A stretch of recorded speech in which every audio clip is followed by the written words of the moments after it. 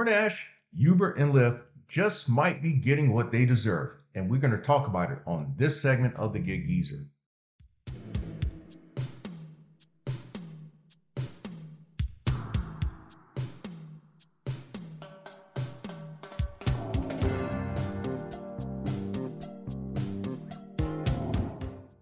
If you're a first-time visitor of the Gig Geezer, and if you're a returning visitor of the Gig Geezer, hey, thanks for coming by. And if you would not mind, hit that subscribe button, give my content a thumbs up, share my content among others, and I definitely welcome your comments in the section below. If you recall this segment of the Gig Geezer, I spoke of how a DoorDash app update might be a game changer, and could it be the doom of us drivers? Now, that particular segment of the Gig Geezer was uploaded about 2 weeks ago. But 2 weeks prior, I happened to notice the same material being documented by a young driver out of Ohio. And now it looks like that reality has hit my market, the Columbia, South Carolina metropolitan area. And as best as I know, at least in neighboring North Carolina as well. Now, this new app update involves on the offer screen, there is no item count. What appears on the offer screen, the initial offer screen, is the decline tab at the upper right.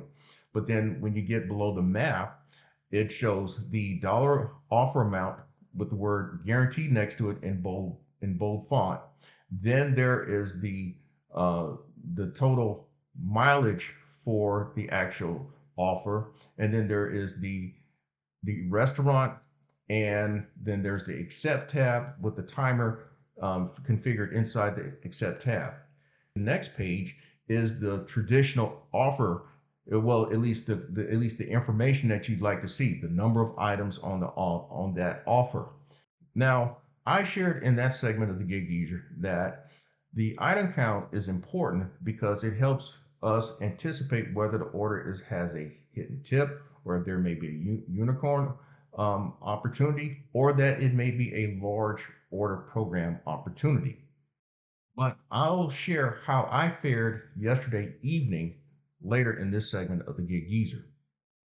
Now, in recent news, it appears that DoorDash, Uber, and Lyft have barked up the wrong tree one time too many.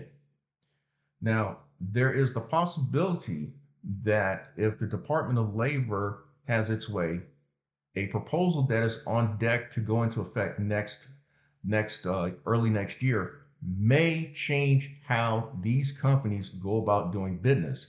And it also, at least more importantly, may affect our status with these companies, in that we may not be seen as independent contractors.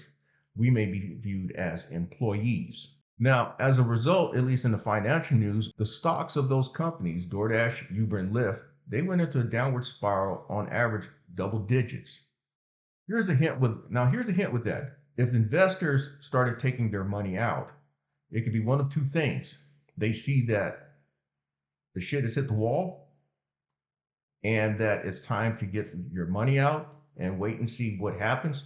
Or it could be like 25 years ago, these investors see the beginning of the end with these companies, as it was with the dot-com crash, in which these internet-based companies, or these dot-com companies, had these overvaluations, in which their business model could not sustain those overvaluations, and thereby these companies went bust. Already there was talk this month that the Federal Trade Commission would be cracking down on companies like DoorDash for what it believes companies that engaged in unfair, deceptive, and anti-competitive practices. These unfair, deceptive, and anti-competitive practices were defined as deceiving workers. That means us, you, me, about pay and hours, the definition of being an independent contractor in terms of flexibility of actual work to be performed, and the absolute lack of bargaining power that we have. Now, why is this important? The government says at least 16% of workers who file taxes actually, part of the income that they claim on their taxes is derived by gig work. Here's the hint. The government wants to get more tax revenue. And they see that folk like you, me, who may work as independent contractors, we're self-employed business persons. Now, we may be subject to having to pay more taxes, be accountable for more tax revenue to the IRS.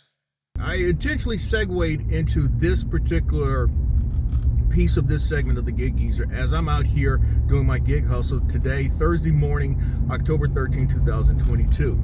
And I had some additional thoughts that I feel that's going to dovetail into the rest of this segment of the Gig Geezer. Now, first of all, I mentioned that the feds will be looking to get a larger piece of the tax pie from us gig workers if we are then considered W-2s. That takes away the ability to claim so many deductions when you are an independent contractor. See, the federal government has its own interests involved in this. It has its own agenda involved in this. That's clearly evident. I mean, it's taken the high righteous path of saying how companies have been misrepresenting us gig economy workers in terms of the definition of us truly being independent contractors.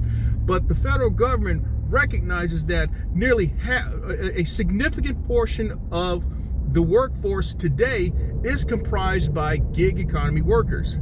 And one of the biggest advantages that a gig economy worker has, if you are truly thinking of this as a business, a self-employed venture, your own business, is that there are various deductions that you're able to take to minimize your federal taxable income, and also to minimize the self-employment tax that you are to be paying if you produce a profit in your Schedule C form of your tax statement.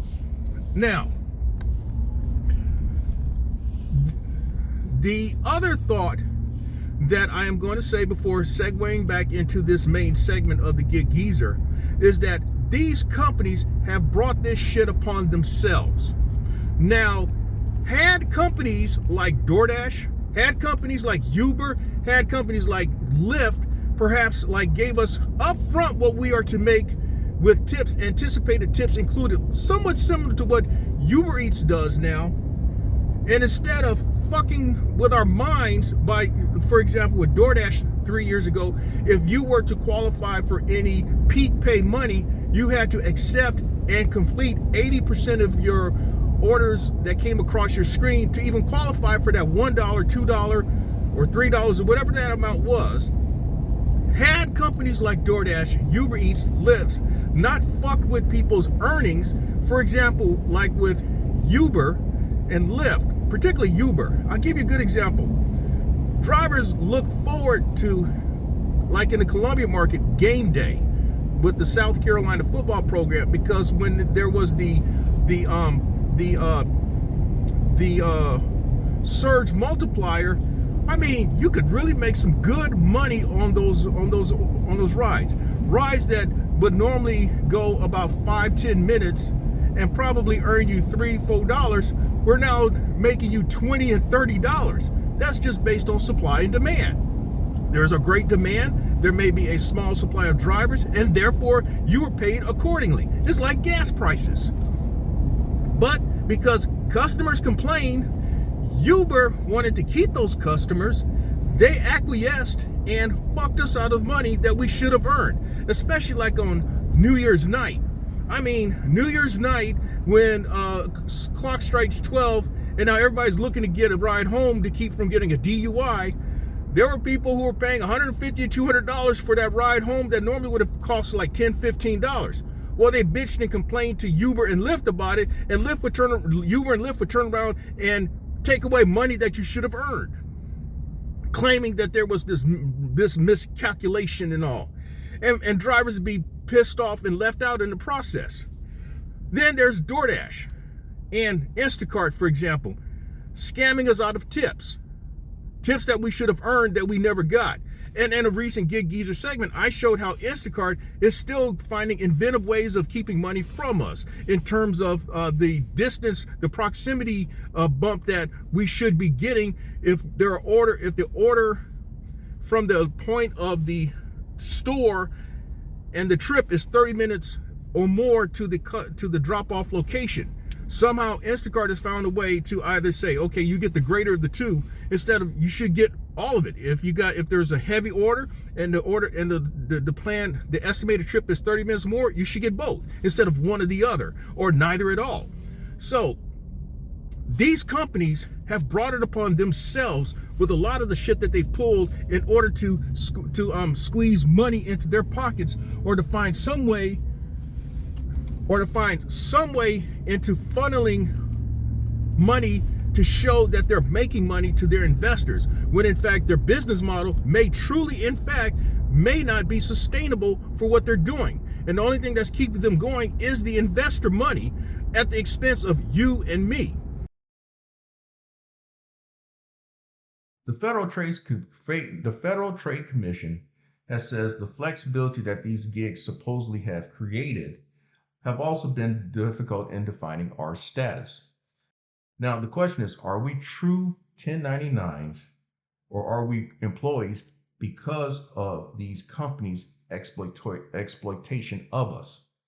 Now, in other words, these companies can't have it both ways. We're 1099s, but they're treating us as if we're employees in the way that they attempt to control us through these offer screens. For example, the accept more, earn more program. And for that matter, the earn by time, which says that we are paid a guaranteed amount per hour, but supposedly keep 100% of all the tips. But then here's the thing with the earn by time, we're booted out of that pay mode if we decline more than one offer within an hour. Here's another example why DoorDash is now in between the government's crosshairs. Yesterday, I received an email from DoorDash informing me that it had failed to pay me tips for large order/catering orders that I may have completed between April and August of this year. DoorDash said that that amount would be added to my DoorDash account and that no further action would be required on my part. Well, I checked my account this morning and I didn't see any additional monies. But that said, DoorDash is admitting that it had stiffed us of tips that we are supposed to have received on those orders. Now, I will say this now, if anyone did see additional monies added to their account within the past 24 hours, hey, please make note of that on the comment section below, or even email me. And by the way, if you like the content that's been provided in this segment of the Gig Geezer or in any other segment of the Gig Geezer, hit that subscribe button, give my content a thumbs up, share my content among others, and I definitely welcome comments in the section below. Now, I'm going to veer slightly off path and try to offer some type of context through all this. I'm going to speak in terms of my being a 1099 for much of the past 20 years, dating back to 2001. Now, as I've shared in various segments of the Gig Geezer, I am also a licensed insurance agent, and I have my own agency. In that I actually have a brick and mortar office, and so on and so forth. And I've had my own agency since 2016, meaning that I am a sole proprietor who is capable of bringing on other agents under my agency banner. Now, among us insurance folk, the best way to understand which person is maybe an independent contractor, a true 1099, or someone who's actually an employee, think in terms of Allstate or State Farm. Now, I've actually been an agent for both companies, and as a captive agent, you are by extension of the agency owner and principal, an employee of Allstate and State Farm. From an insurance agent standpoint, whatever business you write belongs to Allstate and State Farm. You being an agent of that agency, that local agency, the agency owner, who would be me in that case, must maintain at least 2 full-time agents. So that means that if you're a full-time agent, I am going to pay you more than likely salary plus commission. Now, Here's in context. The DoorDash earned by time model is basically the same thing. You're getting salary plus commission, which is the 100% of all tips. Now, as an agency owner, depending on the size of the agency and depending on the state that you're in, I am required to offer health insurance. I'm required to pay workers' compensation. I'm required to take out taxes or withhold taxes. I'm required to pay certain local, state, and federal taxes. There's a lot of things that the agency principal has to do. Now, when you're a captive agent, as I mentioned, you're paid salary plus commission. At least in my last experience, when I worked for as a captive agent, I was paid like $12 an hour, and then I got on top a bonus for each piece of business that I wrote.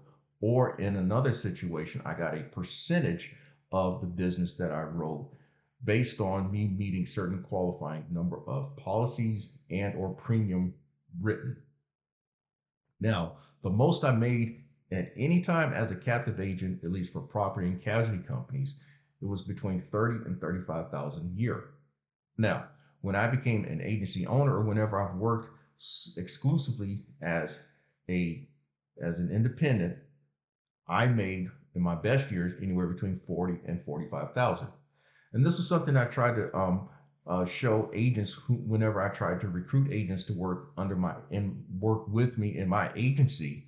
I tried to show them that, hey, you will have to work strictly by commission, 100%. You're an independent contractor. You can do whatever you want. I am not going to be looking over your shoulder. You are an adult, but I am showing you that you can make more money this way as an independent agent as opposed to a captive agent who is paid salary and commission. The problem is that a lot of folk, when they look into insurance, as with a lot of other supposedly 1099 situations, they're looking in terms of something to fall back upon, which means salary plus commission. And I'll say, just as an agent, you're going to go through more agents either way. It's just that when you are an agency owner and you're paying somebody a salary on top of commission, you need to produce some results, because employee payroll is one of the biggest ticket items that a business owner has to face along the lines with insurance and taxes. Now, as a true 1099, as an agency owner, I eat what I kill, and I don't have to worry about showing up at a certain given time frame. I don't have to worry about production requirements. Although, I will caution and say, though, that when you have your own agency, depending on what carrier that you're contracted with, there may be production requirements in order to maintain an active relationship with that carrier.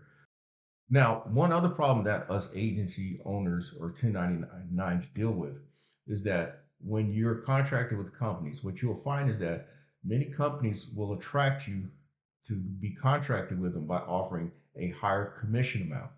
But over time, what happens is that these companies realize that their business model is not sustaining itself, and what they'll do is cut commissions from us agency owners. And so we have to do more to earn the same money. That is a common problem. And what happens is that what you'll find is that what we have seen in recent years with certain property and casualty companies, many of these companies have gone under because their business model cannot sustain itself. Their claims are more than the money that they're bringing in, and so they become insolvent. This is something that is the possibility of what companies like DoorDash is facing. They may, despite them going public, the investors, they may not be attracting enough investors to give them that play money to go about their business model. And as a result, what may happen is that there's a possibility that some of these gig companies may go out of business, or they may be bought by another company to give them, that's what happened with Grubhub. Grubhub was bought by the big European company for X number of $1 billion, but we have seen that Grubhub is still struggling. Uber and Lyft, Uber, Lyft, and DoorDash are under the pressure of turning profits. How does all this stuff relate to gig companies? The fact is that what we know is that these companies have stolen tips. They have shammed us on what we are to be paid. They've cut base pay. They've tried to exert certain requirements on us that really constrict our true independence. And people are taking note of this. But even then, us drivers have some part of blame. How are we to be blamed? All you drivers who have complained about not making any money, who are making below minimum wage, who are complaining that you're not offered health insurance or workers' compensation or anything of the like, you W-2 mentality employees are part of the problem because you never understood what is a 1099. Now, before I go further, if you like the content that's been provided in this segment of the Gig Geezer or in any other segment of the Gig Geezer, hit that subscribe button, give my content a thumbs up, share my content among others, and I definitely welcome your comments in the section below. Now, what I mean by that, I also shared that I've been a newspaper reporter, and that was over 20 years ago. But when I was in the newspaper business, there were two types of writers. There were actual staff writers who were employees of a publication, let's say in my case, a newspaper, and then there were freelancers or your 1099s. Now, the staff writer, the employee of a newspaper, got a salary, was paid per hour or a salary. You were offered health insurance and other benefits, and your taxes were taken. Now, you may have worked an actual schedule, but that depended on what side of the newsroom that you worked. Me being a sports reporter, I really didn't have a schedule. There were days that I worked, and they would tell you, well, you got so many hours a week, and it's up to you to manage it. And there have been clashes over things like that. But the fact is that you had certain days that you worked, you were paid a salary, you were offered certain benefits, and your taxes were taken. When you did freelance work, which is work outside of the publication that you work for, you were paid per story. You were not offered your tax. There was no taxes taken out of what you made. You were offered no benefits. You were paid per story. That is, in effect, gig work or true independent contractor work. In my time as a reporter, the most I ever made on a freelance story was $1,000. And that happened on a few occasions, but most times it could have been anywhere between $25 a story on up to $1,000 a story, at least during my time as a reporter. That is effect what we're talking about with gig work. If these companies are to reclassify us as employees, we will be then subject to probably taxes withheld, the eligibility of supposedly being offered benefits, but ways a lot of companies get around that is you're then seen as part-time status. But here's another thing. Like with DoorDash says that 97% of the drivers who work the app putting in maybe 4 to 6 hours a week. So they are mostly part-time. I am in a very small percentage, that 3% of people who supposedly do this full-time. So that meant in my business, if you wanted to talk about salary, if you wanted to talk about business, you went to your employer, that newspaper. If you wanted to talk about being an independent contractor or being paid per story written, you try to negotiate getting an opportunity with that publication or that media outlet to provide freelance work. Now, I mentioned about that new offer screen, which is DoorDash's way of trying to tighten the screws on its drivers. Now, I saw as I started my evening hustle yesterday evening, my immediate reaction was, damn, this shit has finally come to Columbia. I mentioned also in this segment of the Gig Geezer that the status of the driver's statuses as top dasher may be affected by this new offer screen, and then just the overall status of a driver may be affected in terms of being deactivated. A DoorDash top dasher may lose their status if they decline too many offers. which is their acceptance rate. As just a driver in general, if you decline too many offers after accepting it, you've cut your completion rate, and we all must maintain at least an 80% completion rate to remain active on the app. So after putting in yesterday evening's hustle, I have revised my thoughts, but slightly. Now, in a nutshell, if your intent is to remain as a top dasher, it is likely that the new offer screen will have any effect on you. You are still going to accept just about every order that comes your way.